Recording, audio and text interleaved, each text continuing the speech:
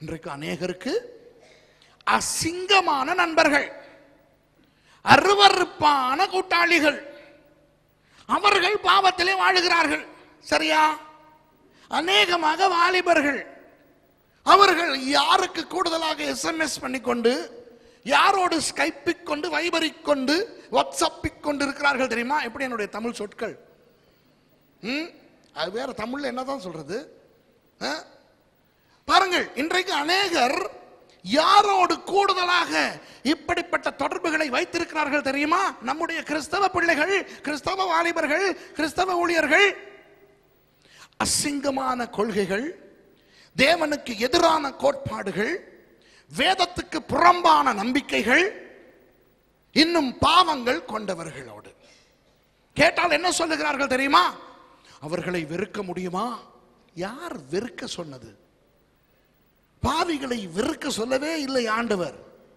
பாவிகளை நேசிக்க சொல்லுகிறார்.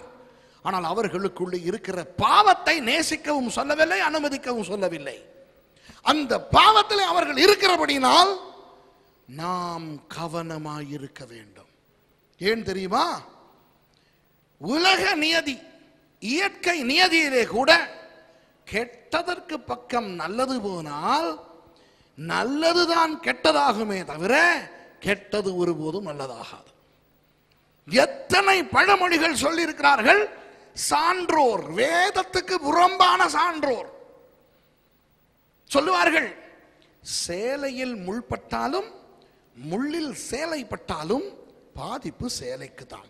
முள்ளையும் சேலையையும் ஒப்பிட்டால் இந்த இரண்டில் எது நல்லது? சேலை.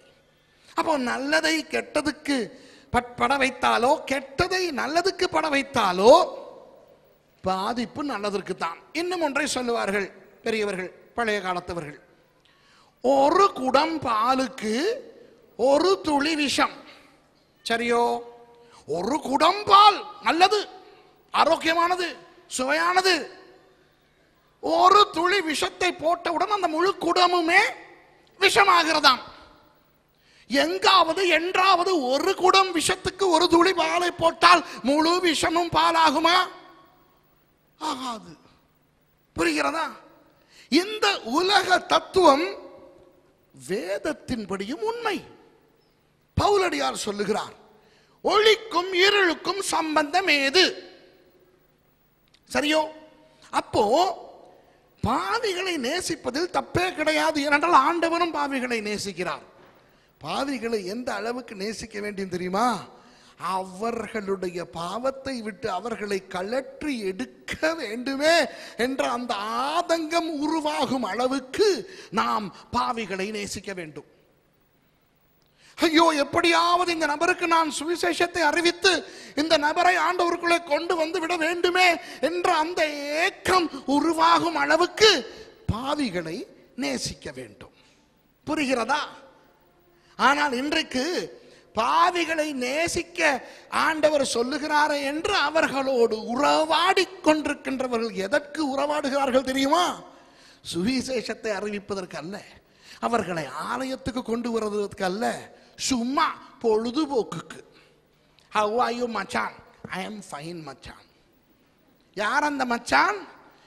இவர்களுடைய வாட்ஸ்அப் மெசேஜஸ், வைபர், இவர்களுடைய ஷேரிங், ஃபேஸ்புக் மெசஞ்சர், இவற்றில் எல்லாம் பார்க்கும்போது இவர்கள் ஒன்றும் நற்செய்தியை அறிவிக்கவில்லை. இவர்கள் சும்மா பழகிக்கொண்டு இருக்கிறார்கள். அப்போ அன்பானவர்களே, இன்றைக்கு நீங்கள் உங்களை ஆராய்ந்து பாருங்கள், உங்கள் பிள்ளைகளை ஆராய்ந்து பாருங்கள், உங்கள் சகோதர சகோதரிகளை ஆராய்ந்து பாருங்கள், உங்களுக்கு தெரிந்த விசுவாசிகளை ஆராய்ந்து பாருங்கள். யாரோடு அவர்கள் பழகுகிறார்கள்? எந்த மாதிரியான இடங்களுக்கு அதிகம் போக்குவரத்தாய் இருக்கிறார்கள்? என்ன மாதிரியான நண்பர்கள், உறவினர்கள் இவர்கள் வீட்டுக்கு போக்கும் வரத்துமாய் இருக்கிறார்கள்? யாரோடு விருந்தோம்பலுக்கு போகிறார்கள்? யாரோடு ஷாப்பிங் போகிறார்கள்? யாரோடு கூடுதலாக தொலைபேசியில் உரையாடிக் கொண்டிருக்கிறார்கள்? கவனியுங்கள். அவர்கள் ரட்சிக்கப்படாதவர்களாய் இருந்தால், அவர்கள் பாவிகளாய் இருந்தால் உங்களுக்கு ஆபத்து. நீங்கள் சொல்லக்கூடாது, ஓ எனக்குள்ளே இருப்பவர் உலகத்திலே இருப்பவனை விட பெரியவர். இது பவுலுக்கு தெரியாதா? பவுலுக்கு தெரியாதா? ஏன் பவுலுக்கு இயேசுவின் நாமம் இல்லையா? பவுல் இயேசுவின் ரத்தத்தில் ஜெயம் உண்டு என்று தெரியாதவரா?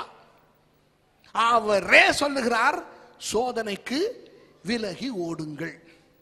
அப்போ அவ்வளவு பெரிய ஆளானப்பட்ட பவுலே சோதனைக்கு விலகி ஓடி மற்றவர்களையும் ஓட சொல்லும் பொழுது, நானும் நீங்களும் எப்படி துணிந்து பாவத்துக்கு பக்கத்தில் வாழ முடியும்?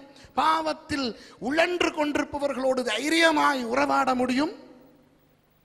என்ன நடக்கும் தெரியுமா அன்பானவர்களே? பாவம் காந்தம் போல கவரக்கூடியது. சரியோ? பாவம் கவர்ச்சியானது.